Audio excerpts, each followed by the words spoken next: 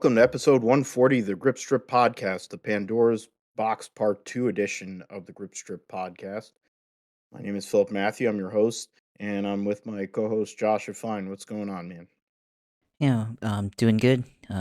Midweek, second podcast, since we need to follow up and everything. But start off. Bubba Wallace suspended for one race. That's the penalty after what we talked about on Monday. And yeah, it's not surprising, and not going to argue with it. But it's a new standard for sure.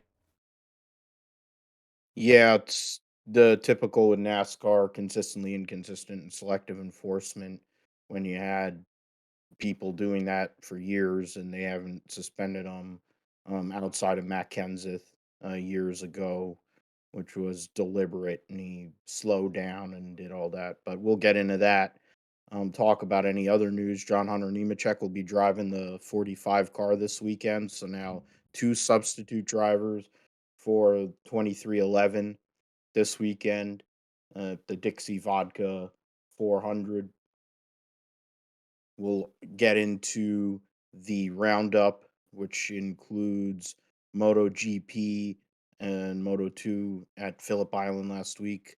We'll get into the Fall Nationals in Dallas, NHRA, where Tony was, because he didn't really want to be the Cup race, while Gene Haas was opening his big trap and telling us about how everybody else is leaving the team, like Kevin Harvick, and he wants to continue having Cole Custer driving around in the middle of nowhere. We'll preview Rally Spain for the WRC and World Superbikes in Argentina. We'll give NFL review from week 6, give week 7 thoughts since we'll be talking about the Saints playing tomorrow. Niners will be playing against Kermit the Frog. Um, Jaguars looking to bounce back this weekend after a loss to Indianapolis. We'll get on all that in our fantasy teams. We'll preview the US Grand Prix Formula One at Coda, make preview picks and all that, and then we will what's it called? We will do Josh's sim segment, of course, because we didn't get to do that on Monday, and we'll close the deal. So yeah, Bubba Wallace, one race suspension for his incident with Kyle Larson. As Josh said, it's somewhat unprecedented in that they haven't really made those kind of decisions in terms of those actions. You could tell basically the way that Freddie was handling the situation on DBC that he didn't want to say anything. Wasn't trying to put words in anybody's mind. He wasn't trying to do anything. That's one of his closest friends. It's like a little brother to him, and he knew Bubba went over the line, but he couldn't say it. But you know, blocking Brett and what am I forgetting? TJ basically said it for them. No Casey Boat either on that show. So they had the other producer guy there, but I mean, they needed to do something, but the reality is they should have been doing something a long time ago. Uh, Noah Gregson intentionally wrecked uh, Sage Karam on the back straight at Road America in the summer. They did nothing. They just gave him a fine and points. That's why we were thinking it was going to be fine and points when we did a pre-show or on the show a couple days ago.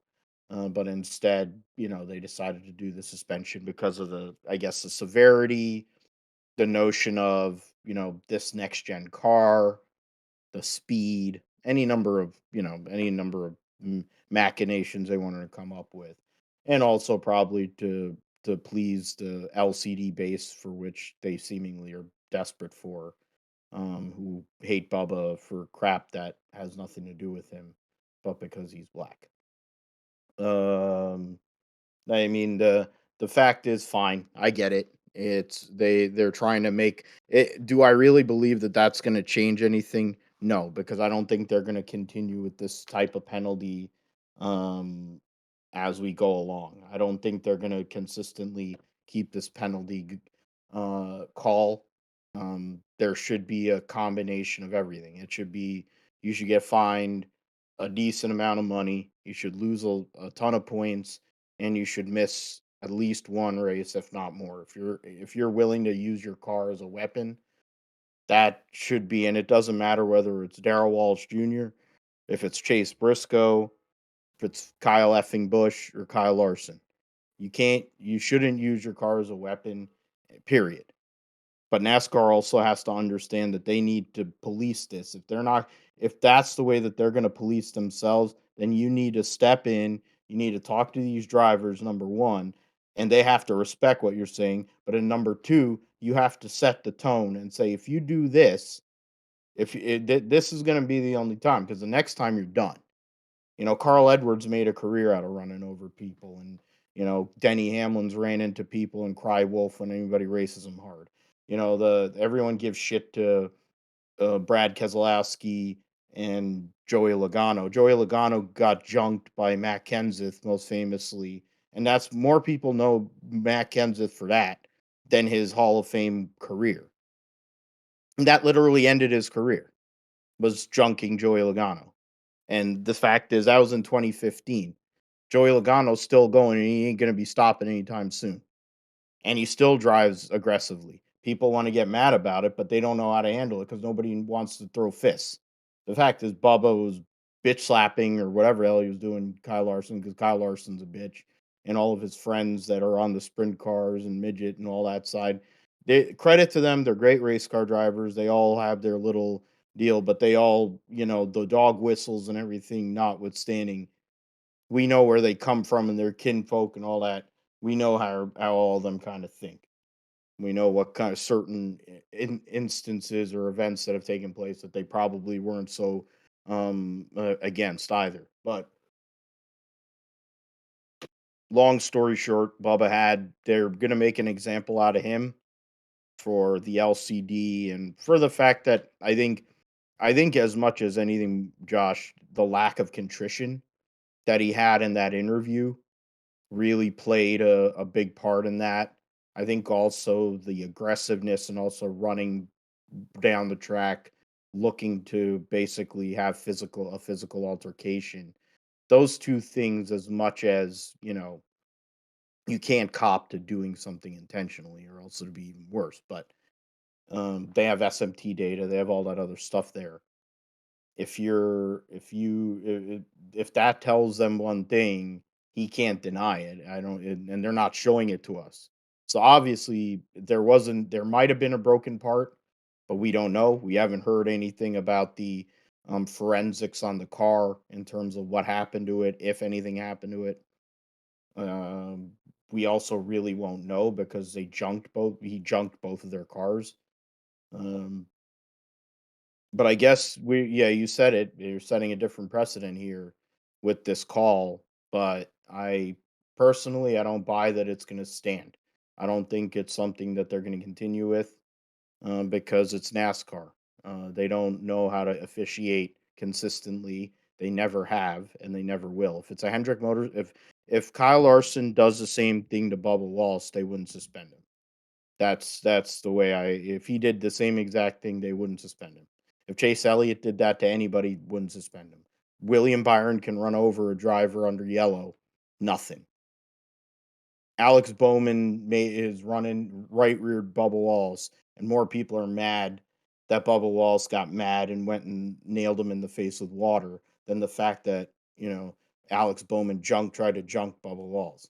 Like that's the thing. It's selective enforcement, but it's typical, I guess. But what were your thoughts after you heard about the penalty and next steps, I guess, for 2311 getting to what is it, Martinsville the following week when Bubba has to return after his one race suspension and everything. Yeah, I mean, you said a lot there, but um, I think first of all, I mean, I said earlier on Monday night, I thought maybe a points penalty and a fine, a money fine would suffice. Something heavy, like 100 points or $100,000 or something like that would probably be good enough for something. But they decided to just go with the suspension. And, kind of surprised they didn't attach money to it and points. And even owner points, because the whole reason why Bubba's in the 45 is to take advantage of the unique situation that they were in with Kurt Busch being out and still being eligible for the playoffs from the owner's side. So it's a interesting deal there, but should have. I mean, they could have, but they didn't. Maybe one race suspension is good enough for them, but um, you know, not surprised and not gonna disagree or argue against suspending him.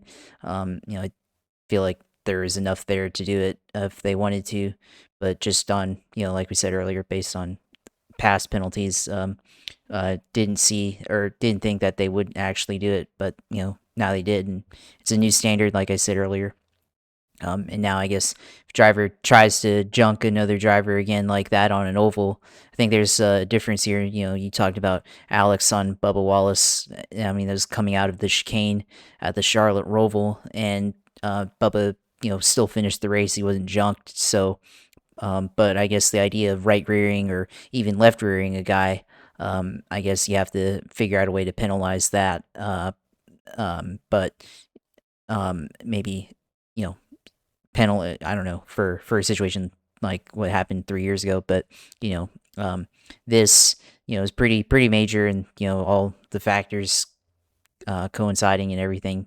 I guess they felt like that's what it is, and now going forward, if another guy does the same type of move, are they going to do it again? We'll see. Or maybe this is the warning shot.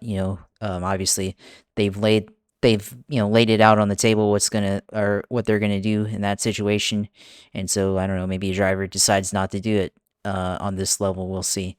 Um, but I mean, you talk about having no control over it. I mean, go back all the way back to 2010, like you said, with Carl Edwards.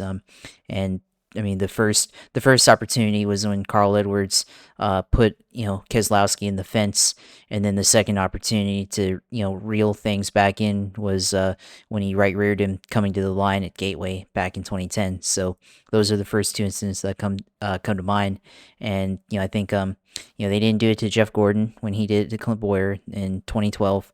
They put him on probation or whatever it's called. And then, like obviously the only time that they really did anything was with Matt Kenseth, and because he slowed down and junked the leader, Joey Logano. So that was the only time they did it. And of course, Kyle Busch 2011 with Ron Hornaday. But some of it is case by case, it looks like, but at some point, they have to have a baseline by which to go by. And so if this is the new baseline, then that's how it's got to be. So we'll see what drivers try. I mean, obviously, Denny Hamlin, Ross Chastain still have their issues, and I don't feel like that's completely unresolved. So um, or completely resolved. So, we'll see if they get into it later. As of course, we have Martinsville and then the championship coming up, where and even Homestead, where that could get affected. So, um, yeah, it's just, I mean, yeah, it's just more of NASCAR, being inconsistent leading up to this point, I guess. And now they have a new opportunity now to be a little bit more consistent than what they've been. So we'll see what it is going forward. But yeah, it's a now unique situation where 2311 basically resorting to a team full of backup drivers for a weekend, which is rather unique situation, and haven't really seen that in a long time. And me and Joe were talking about this the other night, but it does bring into the fact that the depth chart for Toyota is rather weak, I guess. There's not a whole lot of depth there. Beyond John Hunter Nemechek, and Toyota has to I guess figure out a way to establish a new pipeline. Now that Kyle Busch Motorsports likely going to be leaving Toyota, since Kyle Busch is going to RCR, so they have to figure out a way to have a new pipeline where they can have drivers that can come up into the Cup Series and grow into it from Xfinity and from trucks. So we'll see what they end up doing there, but now John Hunter Nemechek has a opportunity to uh, drive at Homestead. He's basically going to have 2 races, to prepare for now, and uh, it's another opportunity. Obviously, he was in Cup in 2020 and did okay. Wasn't too impressive in his results and ended up losing that ride. Uh, so now he gets a chance in Oh, he top. left actually. Well, he He left, yeah. left on his own, yeah. Okay, yeah, but still, I mean, if he was more successful, he probably would have stayed. So, True. um, now he has a chance and way better equipment to audition. Potentially, down, for either a better Xfinity ride or full time ride in Xfinity, or even possibly some more opportunities down the line in Cup next year or in 2024. So, we'll see how he's able to do this weekend. But I guess now Bubba Wallace has the opportunity to go out and reflect and figure things out and come back at Martinsville. So, um, you know, tough penalty, and hopefully everybody can move on from it. Yeah, I'm not sure in terms it's curious to see how it goes for him.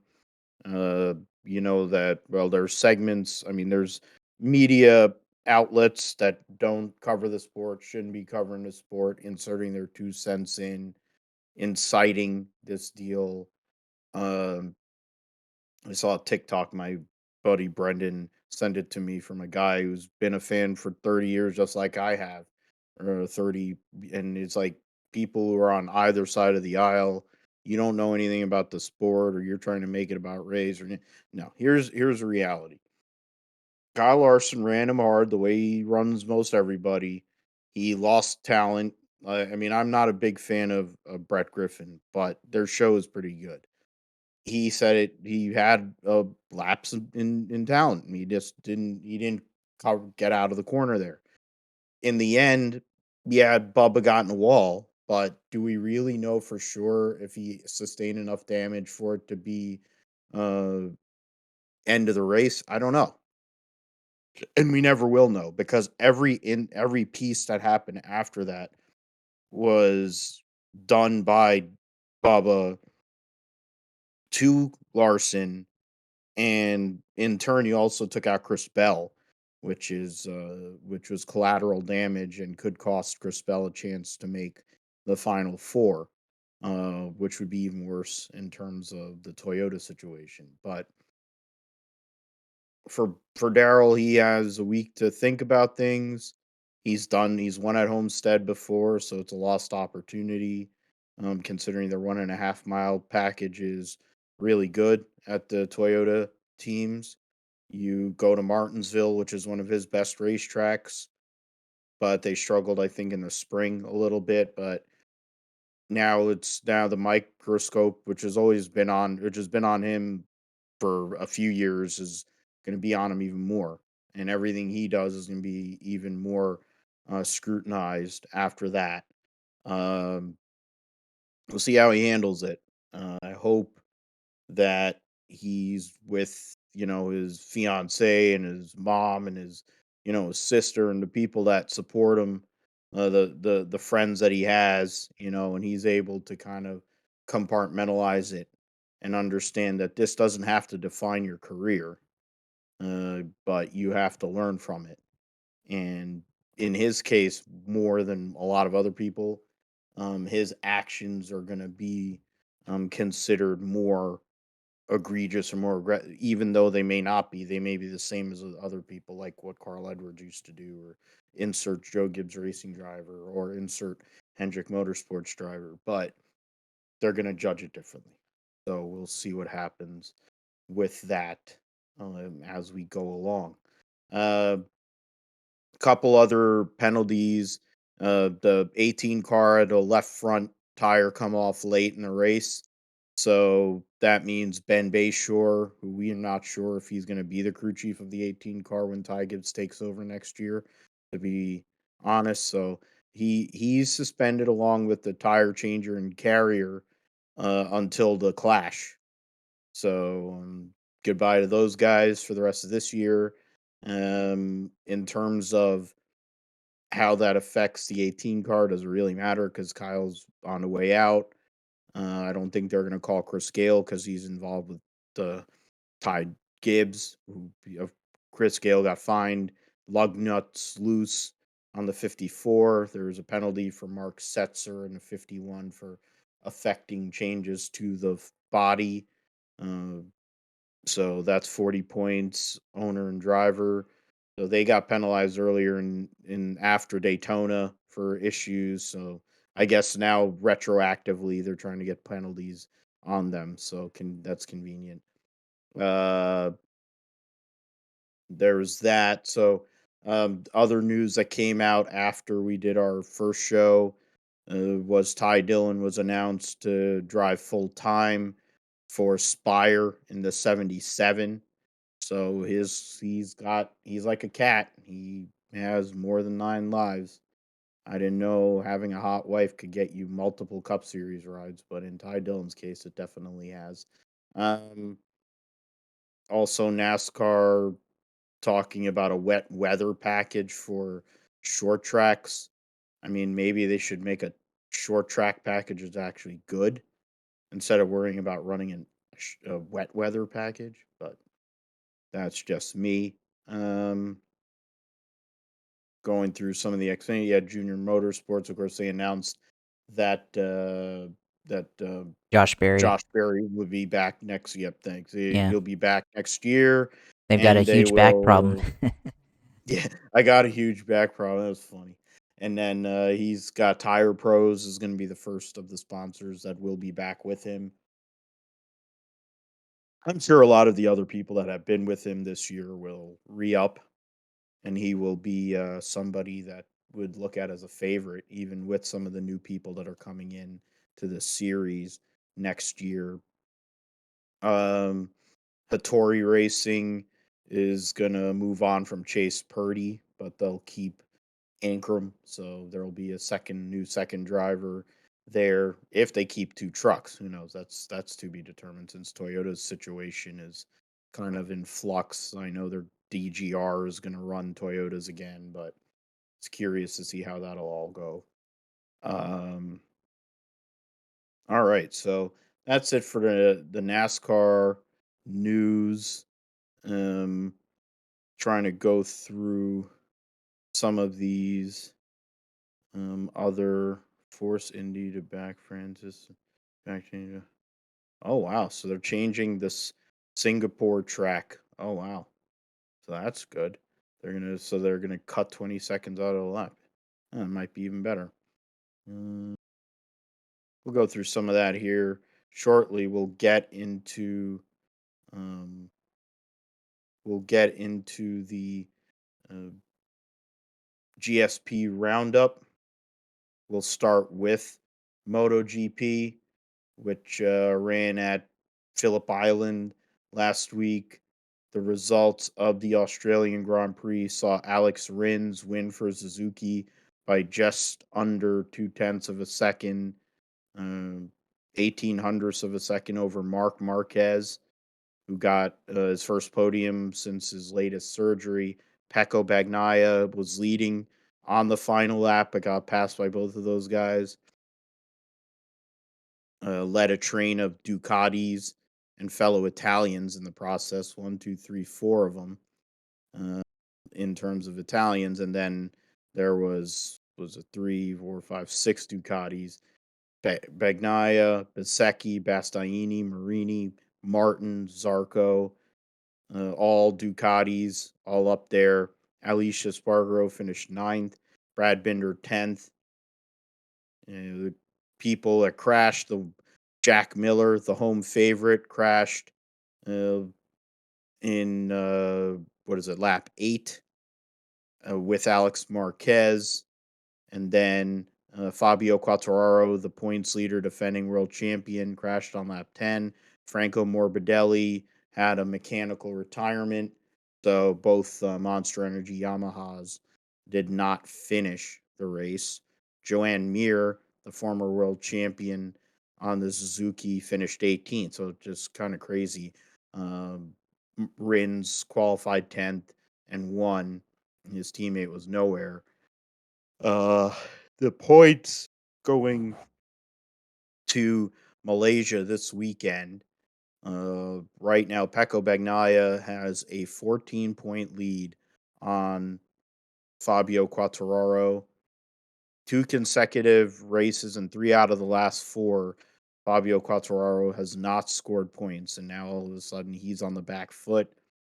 Alicia Spargaro is 27 points back, and Enea Bastianini is 42 points back in fourth. That's essentially the people because there's only 50 points if you win for the next two races. There's only two races to go in the championship. So those are four guys, or the last four that are left with a possibility to win the world championship. Really, it's only three. And depending on what happens at Malaysia, it could be two. Um, Teams championship, basically Ducati has won it. They're 70, yeah, they've won it. 72, 84 up. And I mean, if they get, so it's 80, 45, 45. So essentially they have to score what, like 8 points or somewhere around there. My math probably a little rough, but uh, this next two races over Aprilia, and they will be the team's champions. Ducati already won constructors, so I don't have to worry about that. We'll talk about it next week on episode 141, what happens there. Moto 2 at Phillip Island saw a little different result in regards to the uh, top of the table, and Alonso Lopez gets the victory uh, on a Boscuscuro chassis. Usually the Calyx, which is a vast majority of the field, sans four bikes, including two of the top four. Um, Aldeguer's, his teammate, finished fourth. Pedro Acosta second, Jake Dixon third, Manuel Gonzalez rounds out the top five. Cameron Bobier finished seventh. Uh, was it Sean Dillon Kelly was the last finisher. Joe Roberts had a mechanical issue with a couple laps to go. Probably was going to have a chance to score some points there. Gusto Fernandez, Celestino Vietti, both crashed. Going to go through here: Arbolino, Jorge Navarro, Simona Corsi, Della Porta, all guys who fell out of that race. The standings, two races to go. Sees Ayagura leading the world championship by 4 over Augusto Fernandez. Aaron Canet is the only other rider that has a chance. He's 47 points back. So he needs to have a miracle run, win the next two races, and needs a little bit of help and for him to possibly win the world championship. Augusto Fernandez knows no matter what happens, he's going to MotoGP. Ayagura, there was thoughts he might go, but he's not going to. So he would end up sticking around next year. Um, in terms of the Americans, Joe Roberts is in ninth. Cameron Bobier is in 15th.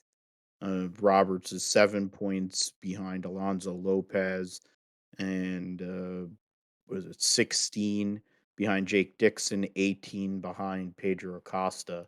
So possibility of getting with some help and some good runs to get up further into this championship. Doubt he's going to get all the way up to the top five, but maybe get another place, maybe one or two more places this year. And see what happens with him next year in Moto 2. Sean Dillon Kelly, 26th in points. The So we got through that. So let's go to NHRA, the Fall Nationals. And be and let's go to that. The winners at the Fall Nationals, Texas Motorplex in Dallas. Why is this not showing? What the heck? All right. So they're not showing that anymore. Topper, Barry. Why is this? Of course, they get rid of this after I go and. Um, there you go. That's what I need. ah, no.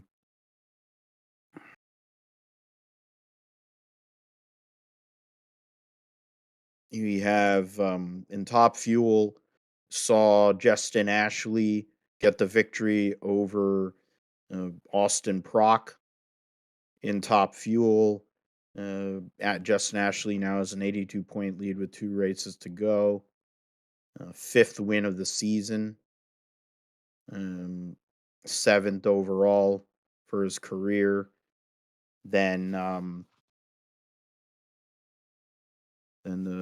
and Austin Prock qualified number one. Usually his teammates the one that qualifies number one, and Ashley or Brittany Force, but good run by him and his team.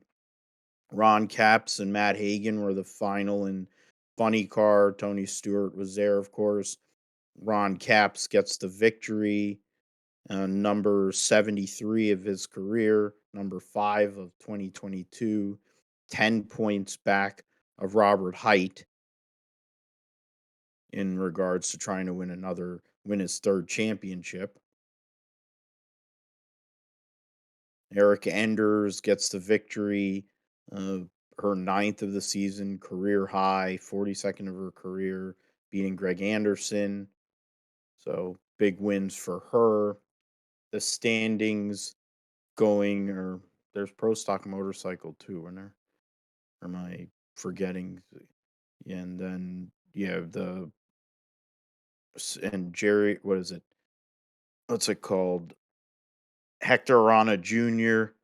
goes and wins over is gets a 16th win, first win of the year, final over Jerry Savoy.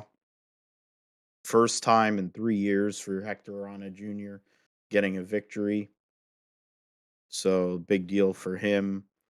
And doesn't really affect the points that much because he's not a full-time competitor. We'll get into the points here. As I mentioned, 82-point lead for Justin Ashley over Brittany Force, 84 on Antron Brown, 96 on Steve Torrance, 118 on Mike Salinas. They do have points and a half at Pomona in the last race of the year, but you'd venture to say that really there's four drivers that are still in the mix in Top Fuel. In Funny Car, it's 10 points between Robert Height and Ron Capps. Matt Hagan's 78 back. So really it's three drivers there. John Force is in fourth. And Pro Stock is pretty much, I think we're pretty certain that Eric Enders is going to win it. She's already got a 165-point lead on Aaron Stanfield, nearly 200 on Greg Anderson. So outside of an absolute, you know, atom bomb going through the elite motorsports team, or like Warren Johnson going and destroying their engines the way they did, or whoever did, to the Wayne County Speed Shop, uh, that would mean Eric Enders going to win that championship. In Pro Stock Motorcycle, Matt Smith is 51 points ahead of Joey Gladstone, and everyone after that's 100 points back. So it's over 4 rounds, and so that'll be tough. Need a record or need some other stuff to happen for that to turn around. So NHRA, we're done with that.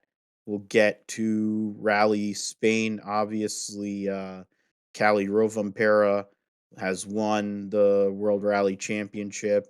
So it's more about can he go and add to that. You got other things going on. I mean, Otanek is still looking whether he's going to stay at Hyundai or if he's going to go elsewhere. Um, Thierry Neuville's third in the drivers' standings. The points after that are, I mean, it's pretty set. The top, I mean, the next real battle is Lappy, who yeah, that's not really a battle because none of them run full time. Yeah, so there really isn't anything intriguing in terms of the drivers at this point.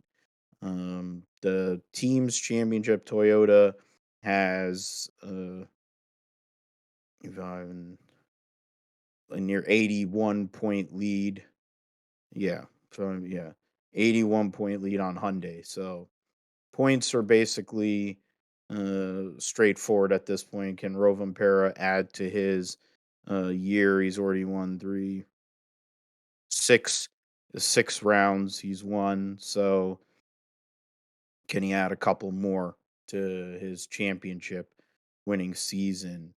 Or can either Newville or Rovum or Tanek, who has won three times this year, when he finished, and he's had what is it, another couple of runner ups in that and a couple third places. Rovanpera has finished every round this year of the World Championship. One was way back in Germany, but otherwise he's been in the top five. That, and he had two outside the top five. My fault. Um, so we'll see what happens with the WRC. Uh, World Superbikes will be in Argentina this weekend, and for them, they have so have some new news in terms of okay, so probably stuff with the bikes and being absolute crap. Um, yeah, we got 3 rounds to go. Standings going into the race in Argentina. Alvaro Bautista 56 point lead on Toprak Raskat. Johnny Ray is, what is it, 34, 82, or yeah, 82 points behind in third. So, going to be tough for him to win the championship from there. Going to need to do really, really well. There's 9 total races left within the 3 rounds, so something could go crazy. But uh, when when Alvaro Bautista is doing well, he usually scores a lot of points. He's only had 2 rounds under 50 points this year. It was Britain and France. Otherwise, he's been over 50 points in every round. Um, Toprak Raskat gave up a lot of points early in the season. And in recent rounds, 3 of the last 5, he's been in that mix. Johnny Ray had that early in the season, over 50 points scoring, and others in the 40s, but otherwise has struggled a little bit. Garrett Gerloff is an 11, 10 points out of the top 10. That's essentially the aim. Xavi Vieje on the factory Honda. It would be hard for him to do more than that uh, based on the performance this year. Um, Jake Gagne said that he's not gonna, and that him and the team are not gonna move to World Superbikes after the wild card performance they had in Portugal. So we will see him in Moto America still. So that's it for this week's roundup. Next week we'll talk about MotoGP, the World Rally Championship, World Superbikes. We'll also talk about supercars at Surfers Paradise and the World Supercross Australian Grand Prix, which Ralph Shaheen will be announcing. And there's that. So let's talk about football, Josh. I'll give you the floor here. Um, Jaguars tough loss in Indianapolis. Matt Ryan brought it back old school, throwing for nearly 400 yards to anybody and everybody on the Indianapolis Colts. Running game was pretty solid too. If you picked up their third string running back, I had him in one of my leagues and I let him go, and now instantly regret it. But yeah, what are your thoughts on your weekend and how you did on the fantasy football side as well? Yeah, I mean, starting off with the Jaguars, they should have won that game. It's another loss that they should have won. They're up 14-3. Jermichael Lacey, 61-yard touchdown run. Just completely ran away from the defense. A lot of momentum. Uh, Travis Etienne had a huge chunk runs throughout the game. They had 286 um, yards rushing, 3 rushing touchdowns. I mean, granted, a lot of the 286 was chunk plays from Hasty and ETN. Um, but still, they had a 18 play drive in the fourth quarter that went for like 10 minutes, and they were able to get a touchdown late in the game. And throughout that game, the Jaguars could not cover the middle of the field for whatever reason. They had a couple plays where they were able to stop the middle of the field, but they couldn't stop it consistently, and they couldn't stop in the situations that they needed to stop it in, and that led helped the Colts get down the field, and then Shaq Griffin couldn't cover, and that led to the game-winning touchdown for the Colts. So yeah, at least it wasn't a blowout loss or anything like that, but again they lost in an important divisional matchup. So now they're 2 games behind in the division, and they're 2-4 right now, when they probably could be at least 4-2 or even 5-1, or even 6-0 right now. To be honest, looking at the way the scores went, but it is what it is, and we'll just have to move on, and hopefully they can beat the New York Giants. Um, and the odds are favoring the Jaguars right now, I believe, but I think it's because you know Vegas looks like they favor the Jaguars. How they've played over how the Giants have played, on a statistical level and matchup level, but we'll see what happens. They had trouble stopping the run at certain times. With the Philadelphia Eagles, and even against the Houston Texans, they had some issues stopping the run, and they've had some players out that couldn't stop the run either, or that were better at stopping the run. Fatukasi, Foye Fatukasi, and I think even Aluakin's a little bit injured too. So we'll see how they can stop the run with Saquon Barkley kind of carrying the Giants right now. Daniel Jones kind of being the game manager. Kayvon Thibodeau for the Giants. I don't know how impressive he's been, but certainly he's going to be a focus on the deep Had a big offense for the stop late in Jaguars. the game on Sunday. Yeah, Forced. yeah. So he's going to be an impact player that they're going to have to look out for when the Jaguars are on offense and game plan for. Uh, so we'll see. And for the Jaguars, clearly they need to have a big. They failed to get a big receiver in the offseason. They signed Christian Kirk, but Kirk is more of a slot receiver and someone you have to kind of scheme to get open. I still think that he's worth the money, but he's a more of a complementary piece than he is the focal point. On a relative scale, uh, they got Zay Jones. They have Marvin Jones, but they lack that big receiver that can change the game in the end zone. That's why kind of the reason why they've had issues in the red zone is because they don't have a big number one receiver, and they need a big number one receiver that can really stretch the field and make use of the sideline and go up and type of receiver that can kind of go up and get it and kind of disappointing considering the capital that they spent on wide receiver in the offseason and then also tight end as well and kind of that department. But we'll move on from this. At least in all the losses that they've lost so far, it hasn't been a blowout loss. The worst loss is 8 points, and that was to the Eagles in the rain. So, there'll be a lot of close games this season, and maybe as the year goes on, they'll turn some of these wins or some of these losses into wins. So, we'll see how it goes from there. Trevor had a extremely efficient game, and definitely finally responded to having a game where he was down by more than a field goal and needed to go get a touchdown, and he was able to finally do it, but just ended up being on the wrong side of that. So uh, hopefully they can do it this weekend against the Giants. As far as fantasy goes, uh, kind of scratched and clawed my way to a win this week. Did not have the best game. Uh, Pieced together you know team of backups. Had a lot of starters on the bench this week because of their bye weeks, but barely beat. I forgot his name, but coolest loser barely beat him by 20 points.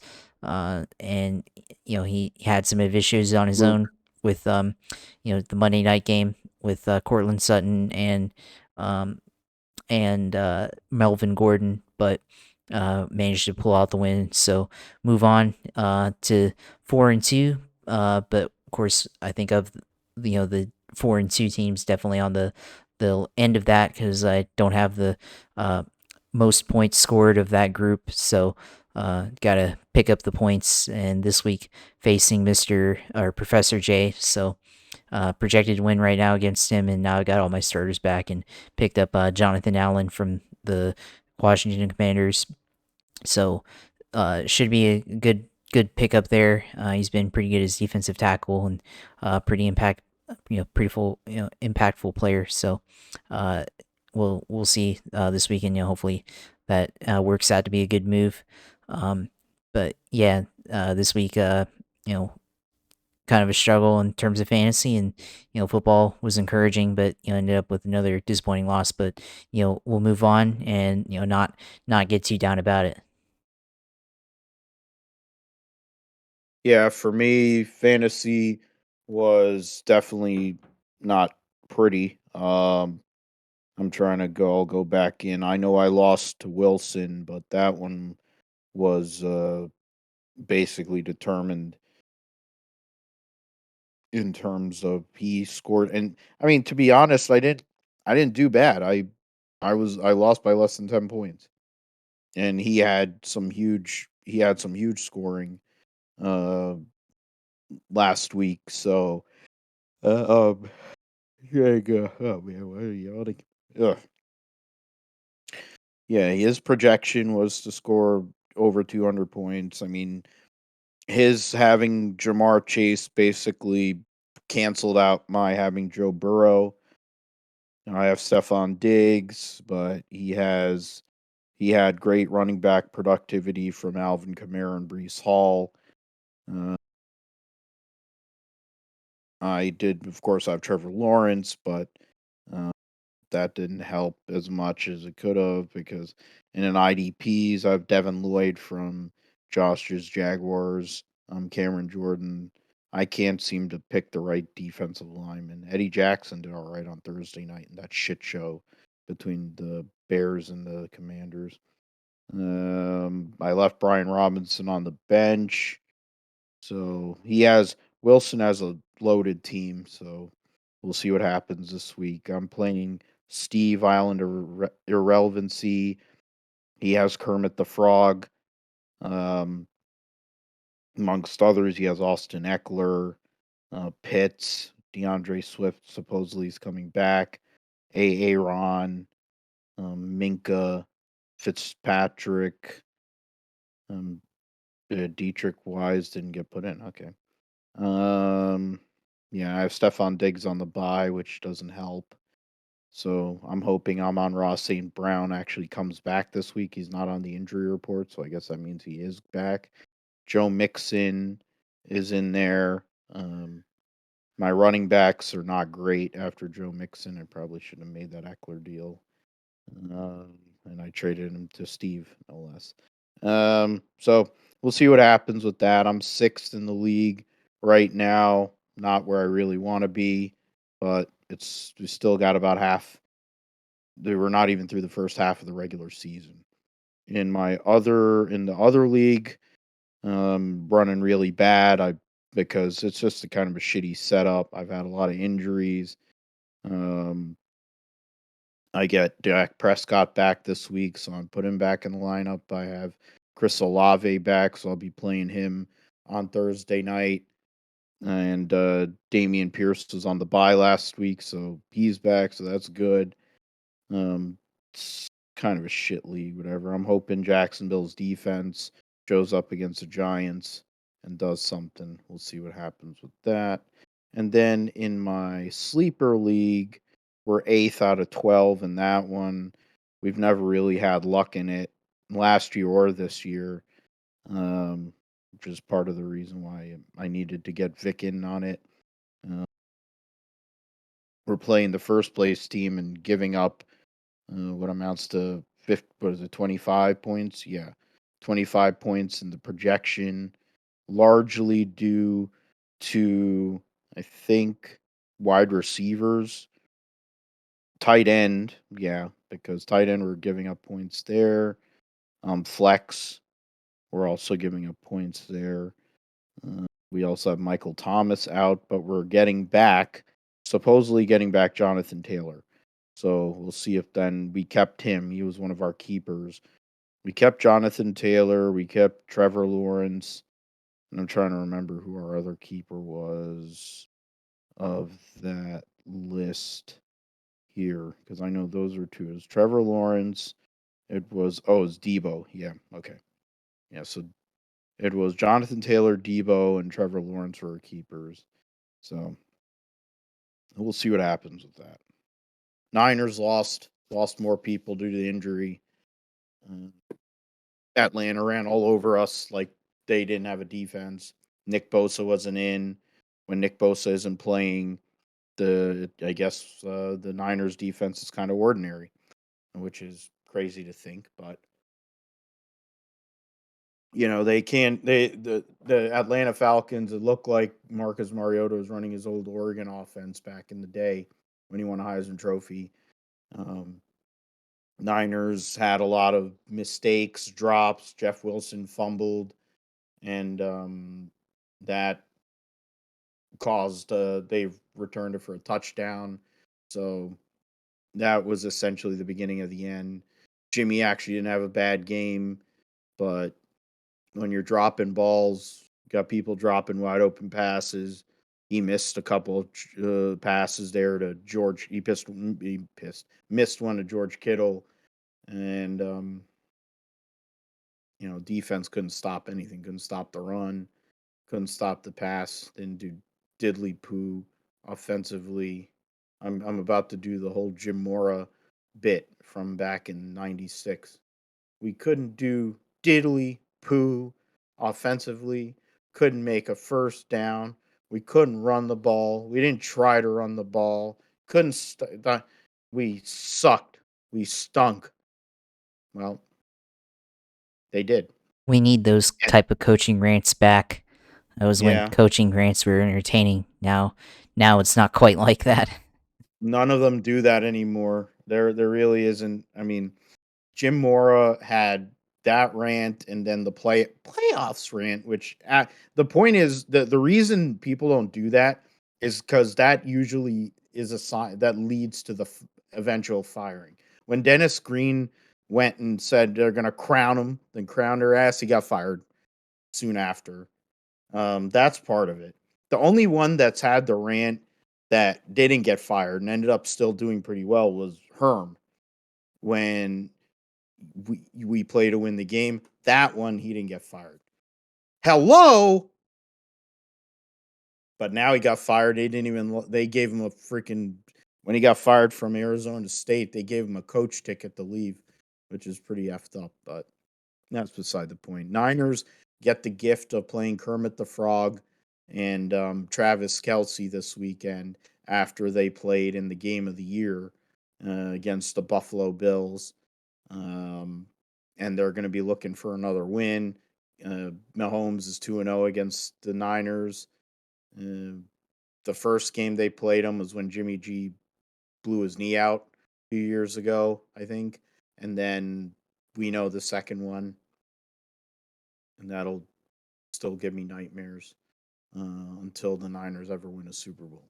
But so we'll see what happens. They're 3-3, leading the NFC West, even with uh, the lack of some of the issues that they've had this year, and uh, and that's really, it shows how wide open the league is. And then I would also say that the AFC is a stronger conference, so if they can get through,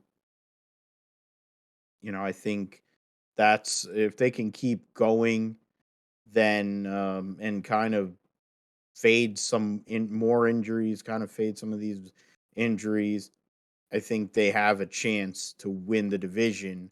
What that'll mean overall, to be determined. I'm not really sure what that'll lead to, but win the division, you'll get to the playoffs. Hopefully, you have a decent chance in the NFC. Now, whether you're going to beat the Bills or the Chiefs or insert team here, um, that's a lot to ask. So we'll see about that. Okay, Yankees are tied at game one of the ALCS. Bottom five runners on first and second with one out, and they brought Schmidt in. They pulled Jameson Talion out of the game, so not a bad game for him. Not bad pitching performance, but it's going to become a bullpen deal here to try to get us out of this jam. Trying to get to Justin Verlander. Okay, so Formula One US Grand Prix uh, at Coda, and was well subscribed, a full crowd the whole entire weekend at Circuit of the Americas last year. First time having the U.S. Grand Prix in a long time, pre-pandemic or whatever. And it's a track that over the years has been great to Lewis Hamilton, and but in general, we go through recent years. Yeah, Lewis Hamilton has won there four times, or five times, but has not won there since 2017. Fish Lips won there last year. Prior to that, it was two Finns in Kimi Räikkönen and Valtteri Bottas. Sebastian Vettel won there in 2013 on his way to his fourth consecutive world championship. So yeah, in terms of this, I mean, we know. I mean, I'll just start. I'm gonna pick Max Verstappen. My wild card for this weekend to have a chance to win or do something of value would be um, Carlos Sainz, because Carlos Sainz has had six starts. This, of course, I'm uh, utilizing Racing Reference here. Carlos Sainz has ran the U.S. Grand Prix at Coda six times, and he's finished in the top 10 every time. So they has the second best car. They need performance. Can Carlos Sainz go and win one there? That's who I'm thinking. So I'll go with Max Verstappen and Carlos Sainz as my two choices. How about you, Josh? Yeah, I will also go with Max Verstappen to no one's surprise. Start the victory tour after clinching the Formula One title this year in Japan. Now come to America and start the party. So uh, we'll see likely domination again this weekend by Verstappen, which leads us to wild card for me. I'm gonna go with the honorary American in Daniel Ricciardo. Um, he did well in this race relatively last year, and got to drive the number three car, of course, last year in this. But he ran uh, top five 2 races ago in Singapore. Finished 1 point outside the points in Japan. Um, last year finished fifth in the United States Grand Prix. Uh, so maybe he can make something of it and finish in the points this time. Try to his last experience in a McLaren car, and possibly at least for the time being, possibly his last U.S. Grand Prix, as he's leaving McLaren and doesn't have a ride lined up. So see what he can do. It's probably gonna depend on how his teammate does as well. In practice, if both McLarens have speed, it's probably going to bode well for both of those drivers. We'll see. But other than Verstappen, gotta see how Ferrari does this weekend. They've obviously, we talked about they've had opportunities. Leclerc had an opportunity to finish second and then lost it to Sergio Perez. Can he have better racecraft at the end if he's under pressure from another driver? Especially trying to finish in the podium or something like that. Lewis Hamilton, Mercedes, they're trying to finish the year out strong. They're currently behind his teammate in points, behind Carlos Sainz in points. So can Lewis at least make something out of this weekend? He's been uh, you know finishing relatively okay. The last couple of races, not in the podium. Hasn't been in the podium since um, a while now. I trying to see the points or the race that he got the last time he was in the podium. I don't know the flag though of this country that he I'm finished. trying to go Yeah, and look it up. Just give me a second here. yeah, Keep going. I'll add in my but parts here in a yeah, second. yeah. But Lewis, and George Russell, they ran pretty well at Miami back in May. Side, but finished fifth and sixth. So if they can finish in the points again in America, they yeah, that would be interesting to see if they can complete. I guess getting points on both ends of the both parts of the American part of Formula One schedule. So um, that's kind of what I'm interested in. This weekend. Well, also I think we should probably bring up Alpine as well. They've ran relatively well last race in Japan. They had speed. Esteban finished fourth, and then Fernando finished in seventh. So can they kind of bring that momentum here to the United States? As we get ready to close out the season. So uh, that's what I'm looking out for this weekend in terms of Formula One. Should be an interesting weekend with a lot of and for Lewis, that's Hungary where he finished last time on the podium. So it's been a while for Lewis, but should be an interesting weekend. Yeah, I think this is the better of the U.S. races. Between Miami and Texas, and we're gonna have Las Vegas next year. So, I think this one still is going to be the race to go to watch, and with all the atmosphere, the party, and everything. This I think is got the most value compared to Las Vegas and Miami. So, it should be an interesting weekend for sure here in Formula One. Yeah, I mean, they're all good points there, man. The Mercedes are bringing an upgrade here, last upgrade of the year, supposedly more geared towards 2023. So maybe it's a sign. We'll see what happens if they have good pace. It's a rough racetrack, so one of the rougher tracks they get to race on all year. Only permanent circuit they race here in in the U.S. Of course, they run Canada too, so North America. So the next three races are in the Americas.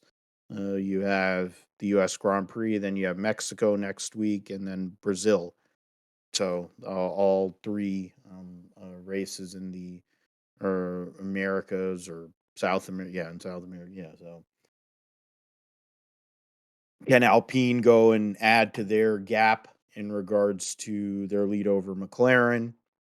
Danny Rick, knowing he's going to be free to kind of chill for a year, though trying to be fit with the thought that he might be able to get back on the grid. Will he be loose? What will McLaren bring to the table? Um, the Alpine, of course, has announced Pierre Gasly to make an all French lineup. How will that affect the AlphaTauri outfit, knowing that they just signed Nick DeVries? You have McLaren also. I think they're going to have Alex Palou running FP1 this weekend. And they're going to have Pato Award at Brazil or Abu Dhabi or something like that. So things to look at for IndyCar guys. They're going to be running FP1s. There'll be different people here. A couple of Grand Prix running FP1s here to run out the end of the season for the young drivers. I think they'll also run uh, alternative tire compounds because they weren't able to do it at Suzuka. So that's something to look at as well. Also, when it comes to other teams on the grid, like Haas, of course, what are they going to bring to the table? Being the US Grand Prix, they're one of the only teams that has an opening. Williams has got an opening now. Those are the only two teams right now that theoretically have one. Logan Sargeant's going to make his FP1 debut in a Williams this weekend. Would venture to say that he is the most likely choice to be their second driver next year, but to be determined. And Haas, it looks like Nico Hulkenberg is going to get another crack at it and be teammates with Kevin Magnussen to lead an all veteran lineup there at Haas. But we'll see about that, and we'll talk about it next week. Josh, your George on the F1 on the Grid Talk podcast is saying you should go and come on, make your debut there if you're available during the weekend. I know I won't be available on Saturday now. I just remembered I have bowling on Saturday.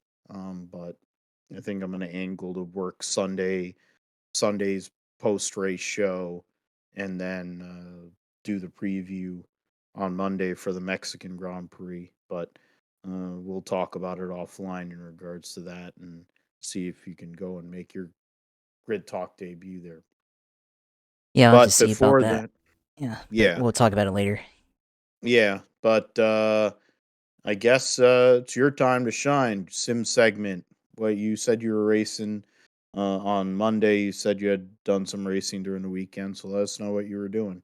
And also we got the Open Wheels 500 has posted something in regards to this year's event too. Yeah, well, I mean, this weekend or this past weekend, I did real racing. Went go kart racing at K1 Speed in Orlando. Um, ran pretty well. I mean, I was in a field of slow people.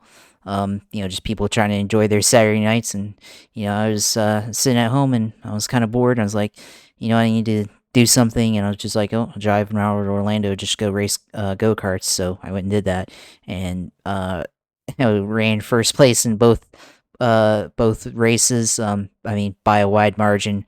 The first race was just had a lot of incidents, I guess, and so I couldn't really find any time or find a good rhythm to get into to post a good lap. So I think the first race I was only faster, maybe by like a couple of tenths or even maybe a second or something. But I mean, it was definitely slower than my time previously. And then I had another race that I did after that, and that time I set my, I guess, new personal best at this racetrack, just 21 or 26 seconds and 108. So yeah, 26.1, and my previous best was I think a 26.7 or 26.6 on this racetrack in K1 Speed in Orlando. So beat it by 5 tenths. that race I started up front, because they rank you, or they put you in the order of your, I guess, your skill score, based on how many points you accumulated every time you visit and race there. So I started on, I guess, pole on there. So had a lot of racetrack to work with and set a good lap.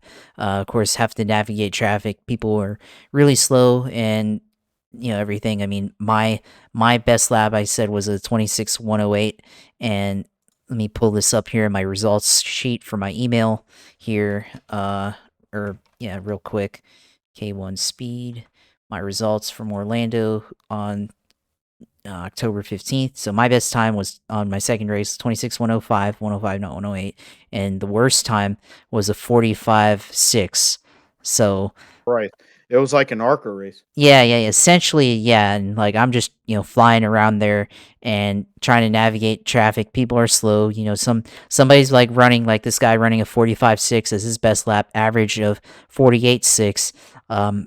So, he's going dog shit slow, and then another guy that maybe is a little bit more competent is coming, but I'm faster than both of them, and so I'm basically having to pull out, like, um basically, like, having to, like, do, it's like you're pulling up to them in Formula 1 or IndyCar on the road course, and you have to do a switchback maneuver to get, from one end to the other to get around them, like, going from, like, high to low or low to high in the corner. I was having to do that to get around people and just having to, like, zip through, and, it's almost like, how you're on the freeway, and then there's that one guy that, like, decides to thread the needle on, like, everybody, and he's, like, just, like, zipping through traffic, and, he's probably gonna cause an accident. That's kind of, I'm not gonna say I was trying to cause an accident, of course, obviously, but, that's how fast I was in comparison to everybody else. Is I was just trying to, whenever I was in traffic, I was just trying to get through everybody, and that's that's how I was.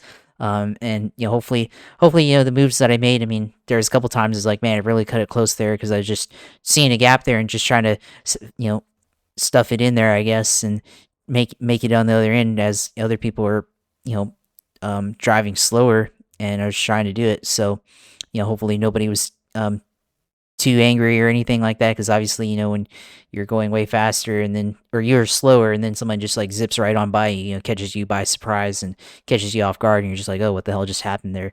Um, but it was still pretty fun.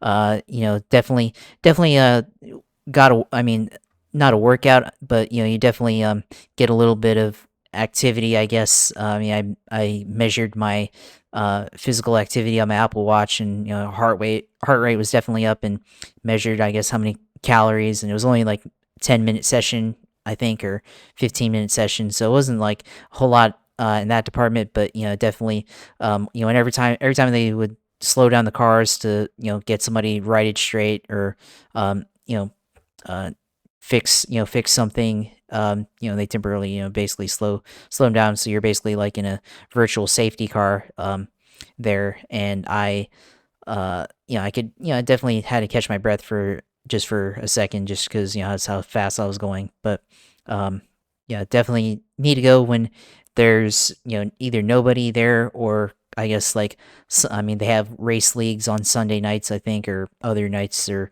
just trying to find a group to go with that knows what they're doing. So make it a little bit more competitive, I guess. But it is what it is. But had to get it out of my system, I guess. They're haven't been there since June, so I was getting pretty bored on Saturday watching college football, and Gators had lost and everything, and Alabama lost to Tennessee in the middle of that, so had to go and decide to be a little bit more productive with my time and go use that with go karting. So money well spent, in my opinion. So hopefully I can do it a little bit more often. And actually, there's another track there called Orlando Kart Center, which is outdoors. They use gas powered go karts, a little bit more room to pass and everything. K1 speeds indoors, and electric go karts, polished floor, concrete floor, but track is a lot more narrower and everything. So got to try out the outdoor place, but I have to go a little bit earlier in the day when they're still open. So yeah, that's my, I guess, for the sim segment, I guess. I mean, I didn't really do anything on iRacing, and every now and then you got to do real racing, I guess, or at least go kart racing in some shape or form. So did that and everything. You did mention Open Wheels 500. That announcement is that the signups have closed, but actually, I did not sign up for it. I forgot, but that's okay.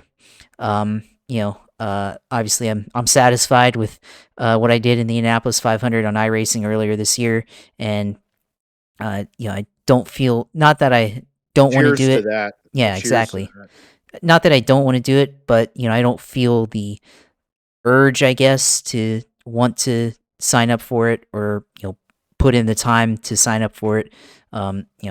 Trying to focus on some other things right now. So, because obviously it does take a lot of dedication in this one for real. Like you need to practice and be on your game just for qualifying and have a good setup and everything. And, from my experience last time, it's probably better to team up with somebody or a group of other people rather than to do it on your own. I mean, could do it on my own again, but to I guess get the most out of it and to have a good chance of success of actually making it into the field, got to partner with somebody and just haven't really gone too much into that. So there's always next year whenever they have it again, and sure there's going to be other events, and of course there'll be the real Indianapolis 500 on iRacing next May. So there's that opportunity there as well. So um, you know, hope hopefully this one's a good one, and good luck to everybody trying to make it into the show. Obviously we did it 2 years ago, or I did it 2 years ago and failed, but that's part of the experience. And sure, next year whenever they decide to hold it, I'll be glad to do it. And hopefully I can guarantee that I can dedicate more time to it. That's just what it's all about, is just knowing if you're gonna have the time to put in the effort for something like that. And that's maybe why I didn't prioritize siding, because I wasn't sure how much time I'd have available this year to do it. So, but that's all right. Uh, you take the ones that you can race in and enjoy that. So that's how it goes. So yeah, I mean, of course, that ends the sim segment, and of course, you can watch the sim races when I do it. You can go on Twitch TV/UCLR2 on iRacing and watch my videos there when I stream live and go on iRacing. IndyCar, NASCAR, uh, road racing of different classes, different types. That's what I'm into. Don't really do too much on dirt, but it's there, I guess, if I want to do it. But most of the time in the IndyCar and the NASCAR and or some type of road racing. So yeah, you can go in there, follow, and watch my stuff. And of course, uh, we have our YouTube page. As always, Grip Strip Podcast YouTube. You can go there and see our show and see us in video form and watch it and listen to it. If you so please subscribe, like our videos, and comment if you want to interact or anything like that. And of course, follow me on Twitter and see my Twitter page and all my thoughts and everything at yeah, at JP Huffine on Twitter, twitter.com/ at JP Huffine. So go there and watch or see all my tweets and all the things I'm interested in: racing, um, you know, personal finance, football, all the things, technology, all the things I'm interested in engineering, which is my career, all the things that I do and everything like that. So yeah, go in there and follow me. So yeah, leave it to you, Phil, to do the rest of the close. Absolutely, man, and thank you as always for all your contributions and being the great sidekick that you are and great friend. Um, Clark Schmidt's given up 2 home runs here in the bottom of the sixth, so now the Houston assholes are up 3-1 after Jamison Talion pitched a pretty good game. We got out of a jam the last inning, but Clark Schmidt sucks. So okay. Uh, you can find me at Philip G. Matthew on Twitter. You can find at GripStripPod on Twitter, as Josh mentioned. You can find the GripStrip Podcast on YouTube. And we post the episodes as long as there's no major issues with um, recording. We end up getting the episodes out there. Josh does that. And we've been posting for the NBC and the playoffs and all that for their races and all. Um, with the next few races will be at Homestead this weekend, and then Martinsville and Phoenix the end of the year. Watch that on NBC. Um, you can find the Gripster podcast basically anywhere you can find podcasts: Apple, Amazon, Spotify, Podbean, Pandora, iHeartRadio, Stitcher, TuneIn, Verbal. Probably other places I'm forgetting, but those are the ones that I have listed. Um, I was retweeting all this stuff, so I don't know where the I buried our episode or last episode, but that is that.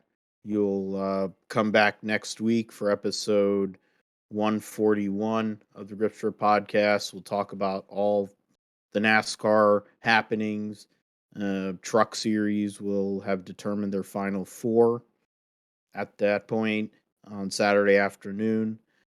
Cup and Xfinity will have one race to go in Martinsville. We'll preview that. We'll get into the US Grand Prix, what happened there, and then leading into Mexico for the Mexican Grand Prix. The roundup, as I mentioned earlier, MotoGP, Moto2, WRC, World Superbikes, Supercars, World Supercross. We'll do NFL talk. We'll get some baseball in there. We'll see if the ALCS is still going on by that point. Um, Formula One Grand Prix in Mexico, preview and picks. We'll preview, pick, make picks for Cup and Xfinity at Martinsville, and who advances to the Final Four if they haven't already, advanced by winning. Um, so we'll get into all that. We thank you for listening to Gripster Podcast. For Josh, I'm Phil, and thanks to Joe earlier in the week for making an appearance.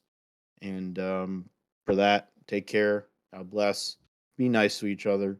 Let's take care of each other. We're going through a tough time in general in our society in many ways.